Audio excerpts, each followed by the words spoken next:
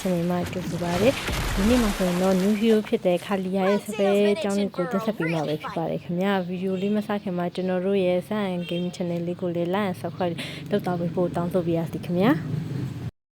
ဟုတ်ကဲ့ဒါဆိုရင်ဗီဒီယိုလေးကိုဆက်လိုက်ရအောင်ပေါ့နော်ကတော့ခါလီရဲ့ basic တက်ပဲဖြစ်ပါတယ်သူကပဲတစ်ဖက်ထိုးရညတစ်ဖက်ထိုးတယ်အနည်းနဲ့တစ်ချက်ရရဖြစ်ပါတယ်ခင်ဗျာ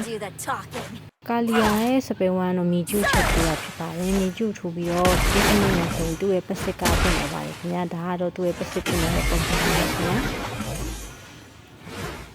ကာလီယာရဲ့စပယ်သူကတော့ enemy ကိုထိမယ်ဆိုလို့ရှိရင်သူက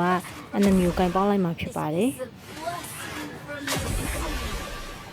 နယံကိုတိုက်ပြီးတော့မှ enemy စီကိုလည်းတဆင့်ပြန်ပြီးတော့ခုံတိုက်လိုက်လို့ရပါတယ်ခင်ဗျ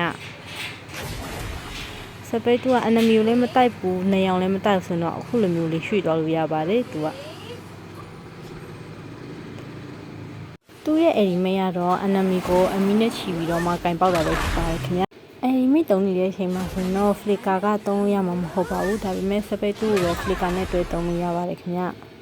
enemy တုံးတဲ့အချိန်မှာကိုတွားရှင်တဲ့ဖက်ကို home key နဲ့ဆွဲပြီးတော့တွားပေးရမှာပဲဖြစ်ပါတယ်ခင်ဗျာ